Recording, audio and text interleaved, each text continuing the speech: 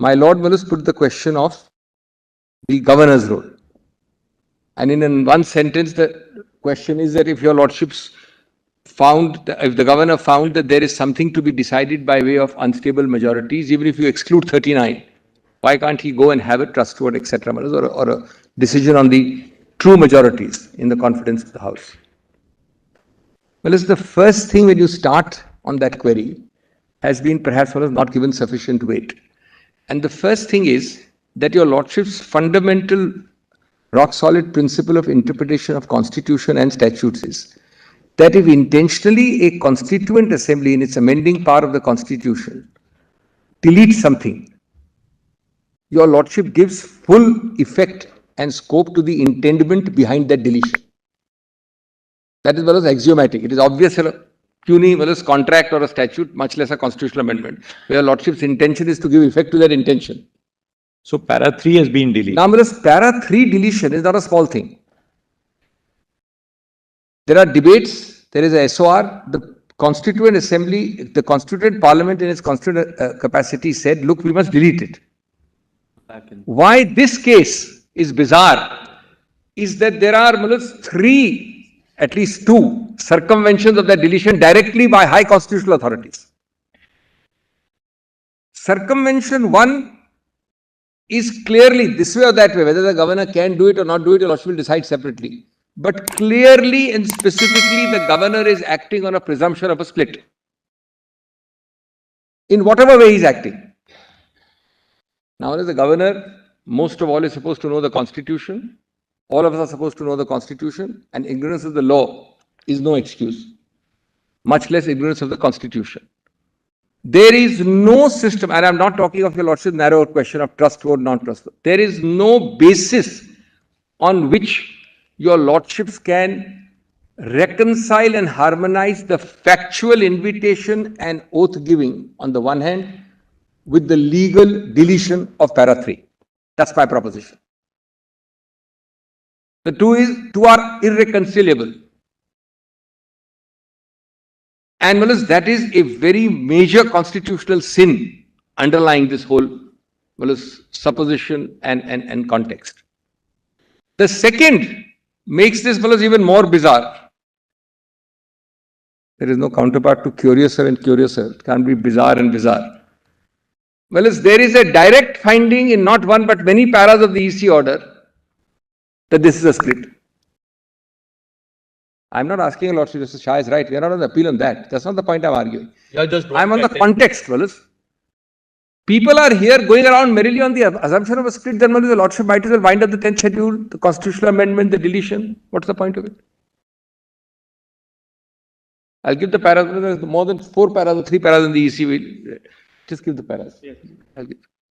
Now, therefore, your lordships, and those cases don't have to be given to your lordships, of elementary forms of interpretation that if I delete something, your lordship gives effect to the deletion. I'll supply them, it's not necessary to do it. The second answer, or the second response in the larger context of that query. So this is the first response. The second is, your lordships decides cases, not that your lordship decides the narrowest of narrow issue, your lordship decides the whole context. But your lordship doesn't decide beyond the context of a case. Your lordship is very careful, otherwise the things of biter and all that come in. And your lordship doesn't have time to spend on hypothetical questions. But let us see the context. The context of this case can be divided into broadly 3 or 4 categories. And that context makes it clear that your lordships need not be bothered about the governor coming into the picture at all. The first phase of this context is the expedient of giving a disabling notice. I call it a disabling notice before I intend to defect. Now that will be awaiting your lordship's decision on nabab. So phase 1 or part 1 of this context is disabling notice. Your lordship must decide in nabab. That's the whole argument we made for 2 days. But clearly the context is that step 1. And if that is wrong, then a lot of things fall down. And that is wrong in case a lordship doesn't agree with the literal text of nabab. The second part is that we are also forgetting repeatedly the object of the 10th schedule. Well, as more than any other jurisprudence in this part, subject of constitutional law, are cases again and again talking of two things: the evil prior to 84, the object of plugging that evil, the mischief rule, and what your lordship is doing by the 10th schedule. The third is that if your lordships accepts that the basic object of the 10th schedule is a constitutional sin being precluded or stopped or reduced, then 2-1 A or B, as the case may be, has to be decided first. It's logically prior to everything. Not only is it prior in terms of serial number, but conceptually it has to be logically prior to any decision of any kind in any case. I'm talking of concept. I'm not talking of a delay by an individual speaker. Whether the Kerala speaker will decide tomorrow, Nagaland speaker may take 6 months, a Manipur speaker will take, that's not the point.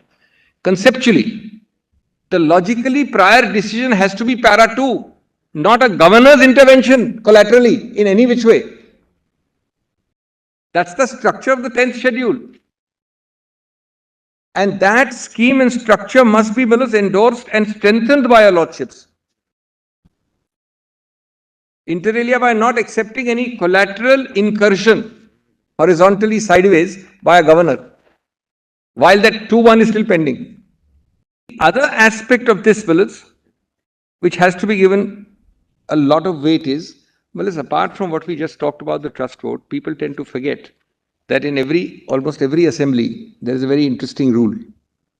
You cannot bring repetitive no confidence motions also. 6 months. Your lordship knows 6 months. So I bring a no confidence against you, I lose it, I can't come after next week again say I have no confidence against you.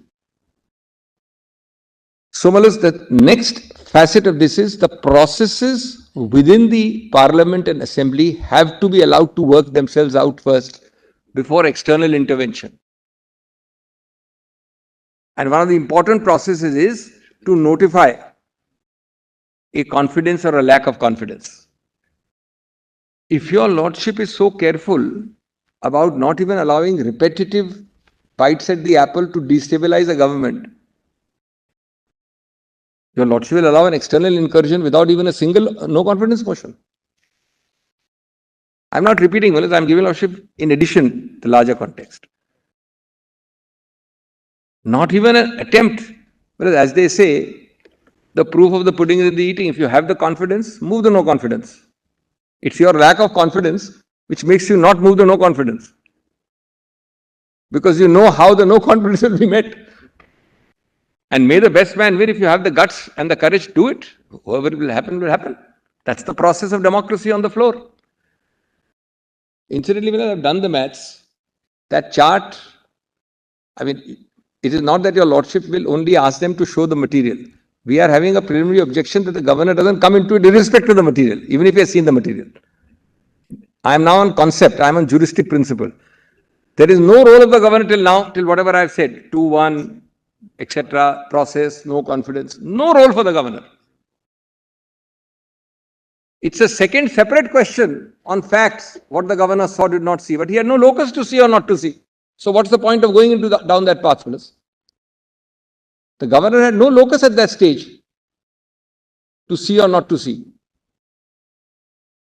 Well, it would really amount to a very strange thing where the governor would, governors are now, obviously, if you read the debates of Mr. Ambedkar and now there's a vast difference. But governors are also creatures of political connection. The governor would say, I see a group of people here. Why are you bothered about moving? No confidence. Come to me, we will see something. There's no need for us. The assembly gets substituted. You'll be circumventing and short-circuiting the entire process of a no confidence on the floor. Yes. Now, having given that answer, let me turn to my larger point on which I was really going to address your lordships. And give your lordship just bullet facets, and then I will give your lordship the material underlying it, the juristic principles as to why your lordships should deal with the matter here. Now I understand that it is easier not to deal with it here. It is also equally possible not to deal with it here. There is a speaker.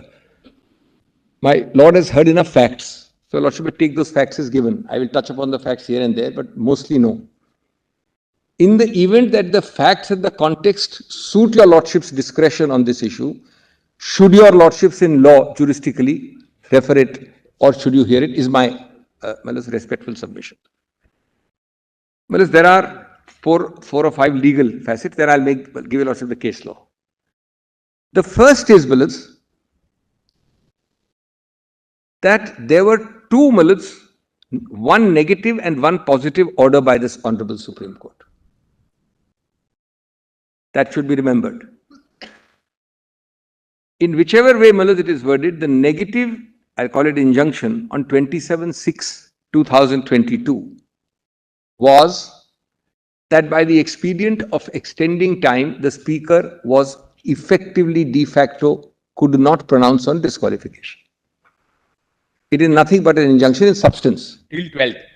Till 12th, correct. Then events took over, but my Lord is right, till 12th. Therefore, let us look at it because the Lordship is always a court of substance. We can camouflage in so many forms, but your Lordship ultimately sees this in substance. It's a judicial injunctive interim relief where a speaker's future action under the 10th schedule.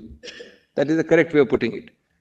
It is a judicial interim intervention. It's a negative injunction. And the second was a positive injunction, if I may call it, or an order of 29th, allowing the trust vote to be held.